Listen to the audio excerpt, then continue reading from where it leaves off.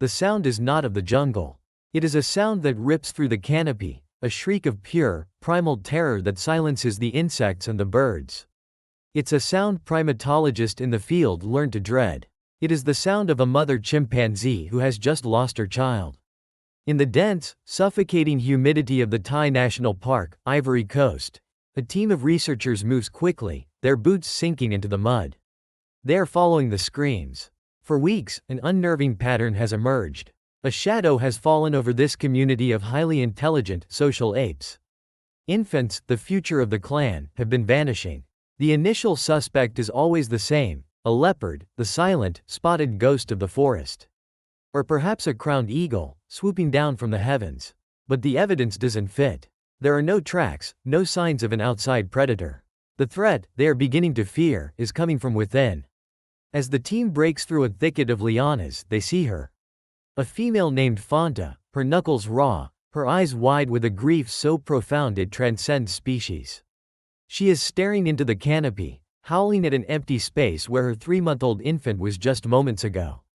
But she is not looking at a predator. She is looking at him. High in a fig tree, perched with a chilling calm, is a powerful male named Fuduko. And in his hands are the remains of her baby. This is not a hunt for food. This is not an accident in a territorial dispute. This is something else entirely. Something methodical, calculated, and horrifyingly personal. What the researchers were witnessing was not just a tragedy. It was the confirmation of an impossible truth. One of their own had become a serial predator, hunting the most vulnerable members of his own family. And this was only the beginning of his reign of terror. This is the Taï National Park. A UNESCO World Heritage Site, one of the last remaining primary rainforests in West Africa.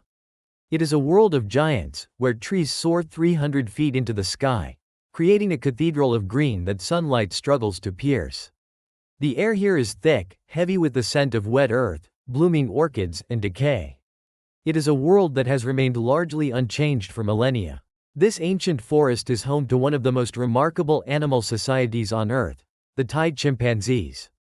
For over 4 decades, scientists, led by the pioneering work of primatologist Christoph Bosch and Hedwig Bosch Ackermann, have studied this specific community, revealing a culture as complex and fascinating as any on the planet. They are renowned for their intelligence. Taï chimps are masters of tool use, employing stone and wood hammers and anvils with practiced skill to crack open the tough shells of nuts, a behavior passed down through generations. Their social lives are a labyrinth of alliances, rivalries, and deep emotional bonds. They reconcile after fights, they grieve their dead, they cooperate in sophisticated group hunts for colobus monkeys. At the heart of this society is the bond between mother and child. It is the most sacred and enduring relationship in their world. For the first 5 years of its life, an infant is inseparable from its mother, riding on her back, learning the intricate map of the territory, the properties of over 200 different plants, and the complex rules of chimpanzee etiquette. This bond is the bedrock of their culture, the thread that ensures the survival of the clan. In the years leading up to the crisis, the community was stable. An alpha male, strong but fair, presided over a delicate balance of power. Young females groomed each other, reinforcing alliances. Infants played under the watchful eyes of their mothers, their squeals of delight echoing through the undergrowth. But among the powerful males, one stood apart. Fuduko. He was larger than the others, with immense upper body strength, visible in the heavy muscles across his shoulders and back. But it was his eyes that were different. While other chimps' gazes were dynamic, shifting with the social currents of the group, Fuduko's was often fixed, an intense, unblinking stare that seemed to calculate and assess. He rarely engaged in the typical social grooming that cements male coalitions. He was an outsider on the inside, a silent force of raw power who kept his own counsel. He was respected, but he was also feared. No one, not the researchers and certainly not the chimpanzees, could have predicted the strategy he was developing in the shadows of this ancient forest. A strategy that would violate every known rule of their society and turn their world into a landscape of fear. The first death was recorded as a tragedy of the wild. A young, inexperienced mother, her firstborn infant gone. The assumption was simple and grim. A lapse in vigilance, a moment of distraction, and a predator had seized its chance.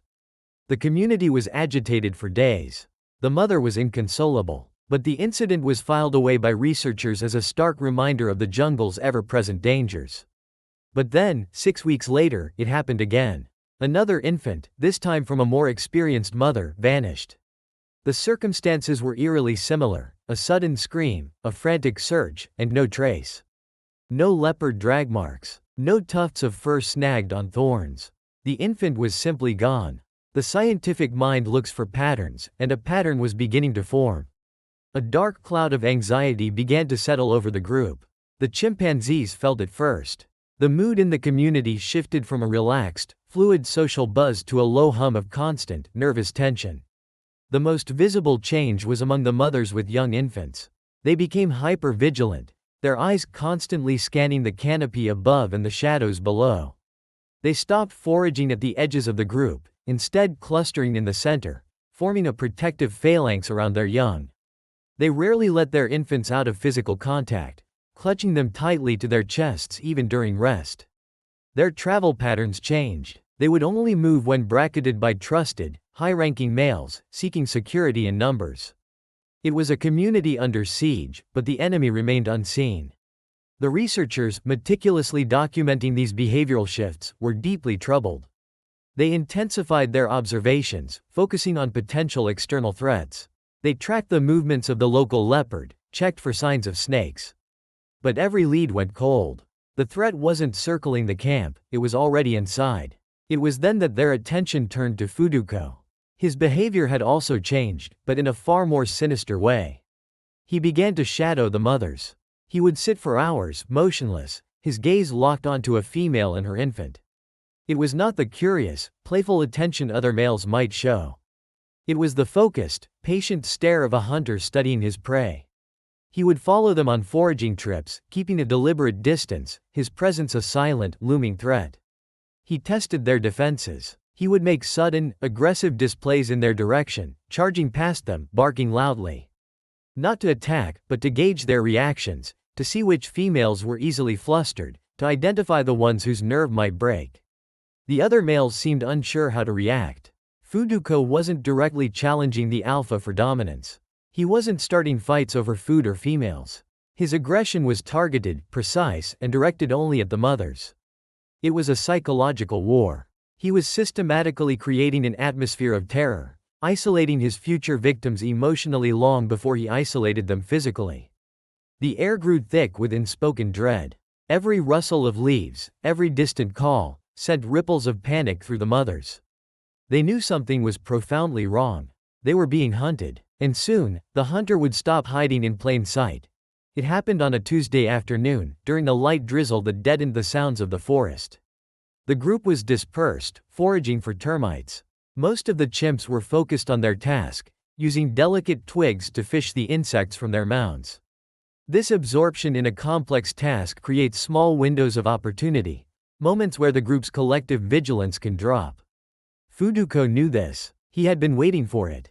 The victim was a young mother named Tia, with her 6-month-old infant, Kafi. She had become momentarily separated from the main group, distracted by a promising patch of ripe berries just 20 yards away. It was a fatal miscalculation. Fuduko had been watching her for over an hour, a statue of patient malice. He moved with a speed and silence that was terrifying. It was not a clumsy charge, but a fluid, explosive ambush. He covered the 20 yards in seconds. Tia heard him just a moment too late. She turned, clutching Kafi to her chest, and let out a single, piercing scream. A desperate alarm call. Fuduko did not hesitate. He slammed into her, his sheer mass throwing her to the ground. What followed was not a fight, but a brutal, methodical seizure. He didn't try to kill Tia. His goal was the infant. He used his powerful hands to pry her arms apart, his teeth sinking into her shoulder not to maim, but to force her to release her grip through sheer pain. The forest erupted. Tia's scream was joined by the frantic pant hoots and barks of the entire community. They knew what was happening. The mystery of the disappearing infants was being solved in the most horrific way imaginable. Several males, including the alpha, charged towards the scene. But they stopped short. Fuduko, having ripped the infant from its mother's grasp, turned to face them. He stood to his full height, the tiny, screaming Kafi held in one hand, his hair bristling, his canines bared. It was a display of absolute dominance, a declaration of malevolent power. He was daring them to intervene. And none did. The alpha male, the supposed protector of the group, faltered. The risk of engaging a male of Fodoko's size and fury, a male who had just shattered the most profound social taboo, was too great. They backed away, their calls of aggression turning to whimpers of distress. The social contract that held their world together had just been torn to shreds, and Fudoko was the one holding the scraps. Tia, wounded and in shock, could only watch from the ground as Fudoko retreated up a tree with her child. The screaming stopped. A chilling silence fell over the clearing, broken only by the soft rain and the mother's desperate sobs. The monster was no longer a mystery. He had a name, and he lived among them. From this moment on, nothing would ever be the same. The witnessed attack on Tia and her infant Kafi was not an end. It was a declaration of war. Fuduko's reign of terror had officially begun. With the mystery solved, the horror only deepened. He was no longer a cryptic threat, but a known and ever-present danger. His behavior escalated. He was now an open and audacious predator, and the infants of the clan were his chosen prey. He hunted with a terrifying intelligence. Field notes from the Taï Chimpanzee project read like a criminal investigation, detailing his methods. He learned the group's rhythms, their foraging routes, the personalities of each mother. He knew which ones were nervous and which were defiant. He used the environment as a weapon. During heavy rainstorms, when visibility was low and sounds were muffled, he would strike. The chaos of the storm provided the perfect cover for an ambush. On one occasion, he deliberately started a conflict between two other subordinate males, creating a diversion that drew the attention of the group's protectors. As the community focused on the squabble, Fudoko slipped away and targeted a mother on the periphery. It was a level of strategic thinking that was chilling. This was not mindless brutality. This was a campaign. The mothers, in turn, developed sophisticated counter-strategies. Their survival depended on it. They formed what researchers called babysitting alliances. A small group of females would stick together, one foraging while the others stood guard, creating a perimeter of watchful eyes. They became experts in risk assessment, refusing to cross open clearings or enter dense thickets where an ambush could be easily staged. They strengthened their bonds with specific, trustworthy males who might be willing to stand up to Fudoko. A mother would spend hours grooming a powerful male, not for reproductive purposes, but to purchase his protection, to ensure he stayed close to her and her infant. It was a constant, exhausting chess match played for the highest possible stakes. One of the most dramatic documented events involved a mother named Farah. Fudoko had stalked her for days. He finally made his move as she was crossing a shallow stream, a moment of natural vulnerability. But Farah was ready. Instead of fleeing, she turned and fought back with a ferocity that surprised him. She used a heavy branch as a club, screaming and charging at him. Her desperate courage bought her precious seconds. Her alarm call was answered by two other males she had been carefully cultivating an alliance with. They charged in, and for the first time, Fudoko was faced with a united front. Outnumbered, he broke off the attack and retreated. It was a small victory, a brief flicker of hope in the suffocating darkness. But such victories were rare. Over the next 2 years, Fudoko was successful in at least 3 more documented attacks, and suspected in 2 others. He killed and consumed the infants, often in full view of the distraught mothers and the helpless community. The act of cannibalism was the ultimate expression of his dominance. By consuming the flesh of his rival's offspring, he was not just eliminating them, he was symbolically absorbing their future, turning their genetic legacy into his own sustenance. He was breaking their spirits, demonstrating that in his presence, the most fundamental laws of nature and society were void. The Taï forest, once a sanctuary, had become a hunting ground. And for the mothers and their infants, every waking moment was lived in the shadow of the cannibal king. A reign of terror leaves scars that last long after it ends. For the Taï chimpanzee community, the consequences of Fodoko's campaign were devastating and multifaceted, rippling through every aspect of their society. The most immediate and brutal impact was demographic. A simple chart of births and infant survival rates for the period tells a chilling story. An entire generation was nearly erased. The group's birth rate, which had been stable for years, plummeted into a black hole of infant mortality. This wasn't just a tragedy, it was an existential threat to the long-term viability of the clan. Without a new generation to replace the old, the community faced a slow, inevitable decline. The psychological toll on the survivors was immense. The surviving mothers were deeply traumatized. Researchers observed behaviors akin to post-traumatic stress disorder in humans. They were hyper-aggressive, prone to startling at the slightest sound, and suffered from what appeared to be chronic anxiety.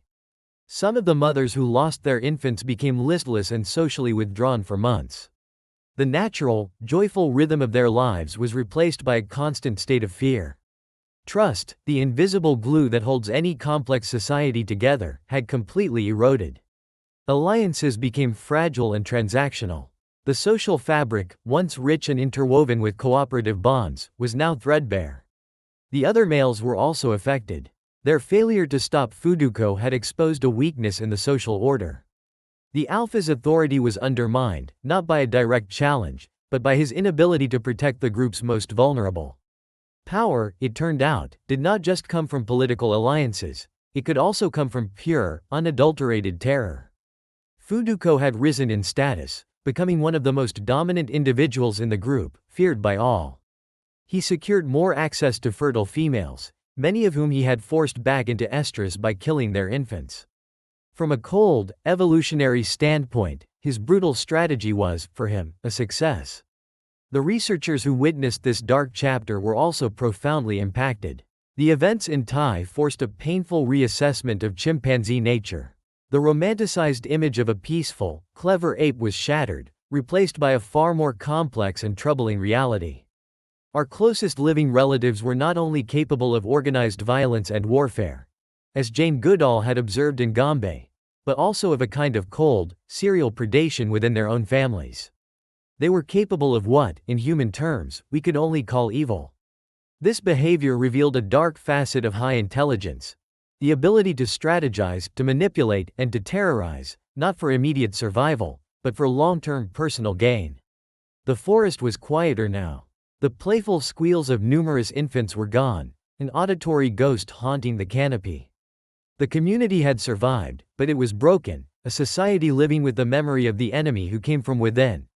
What drives an animal to systematically hunt and devour the infants of its own kind? To understand Fuduko's actions, we must move beyond simple shock and delve into the cold, hard calculus of evolutionary biology. The behavior, while horrifying, is not entirely without precedent in the animal kingdom. Infanticide is a known, if brutal, reproductive strategy. In lion prides, when a new male takes over, he will often kill all the existing cubs. The logic is ruthlessly simple. It eliminates the genetic legacy of his rival, and by stopping the female's lactation, it brings them into estrus more quickly, allowing him to sire his own offspring. This is known as the sexual selection hypothesis, and it's the most likely primary driver for Fuduko's behavior. By killing infants he had not fathered, he was accelerating his own reproductive opportunities, hijacking the maternal cycles of the group's females for his own genetic benefit. But the Taï case presents a disturbing anomaly, the cannibalism. While lions and other predators will kill cubs, they rarely consume them. Chimpanzees, on the other hand, are known to practice cannibalism, but it is almost exclusively seen in the context of intergroup violence, killing and sometimes eating the infants of rival communities. Fuduko's actions were different. This was systematic cannibalism within his own social group. This raises other questions. Was there a nutritional benefit? Possibly, but it's unlikely to be the main motivation. An infant provides minimal calories compared to a colobus monkey. The act of cannibalism here seems to serve a more symbolic, psychological purpose. It is the ultimate display of dominance. It's a statement that he operates beyond all rules, that he is a force of nature to whom nothing is forbidden. Some scientists have floated the idea of pathology. Was Fuduko simply a psychopath, an aberrant individual whose wiring was fundamentally different? It's an intriguing but difficult hypothesis to prove. Judging animal psychology by human standards is fraught with peril. What is certain is that his behavior demonstrated a high degree of cognitive sophistication. It required planning, patience, social manipulation, and an understanding of the vulnerabilities of others. This wasn't a crime of passion, it was a series of premeditated acts. The work of Christoph Bosch and his team in Taï was groundbreaking because it provided a clear, documented case of this extreme behavior, forcing the scientific community to accept a darker, more complex view of chimpanzee society. It shows us that many of the behaviors we associate with the worst of humanity, calculated violence, tyranny, and the strategic use of terror, have deep evolutionary roots. Fodoko's reign was a natural experiment that revealed the terrifying potential that lies dormant within a highly intelligent, social brain when the constraints of society break down. Tyrants, whether in human courts or jungle canopies, rarely die of old age. Power built on terror is inherently unstable. Fodoko's reign of dominance could not last forever. While specific details of his demise remain within the privacy of the forest, patterns observed in other chimpanzee communities suggest the most likely outcome. Eventually, the other males, pushed too far, would have formed a coalition. In the world of chimpanzees, a united front of 3 or 4 males can overthrow even the most formidable alpha.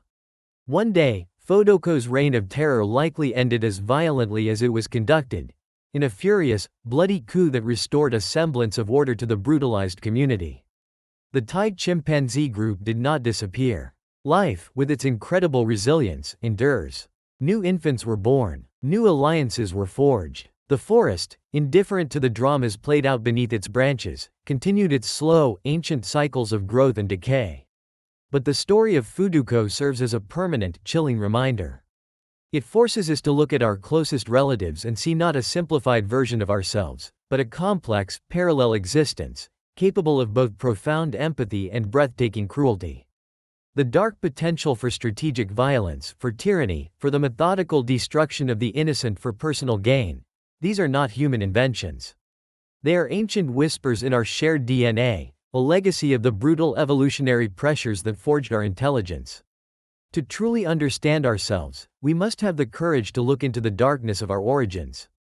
To acknowledge that the line separating the builder of societies from the destroyer of worlds can be terrifyingly thin. The story of the cannibal chimpanzee is not just about them. It's about us. It's a window into the deep, primal past, and a warning from the wild about the monsters that can emerge when power goes unchecked, and the social contract is broken. For more stories from the untamed corners of our planet, subscribe and join us on our next expedition into the wild.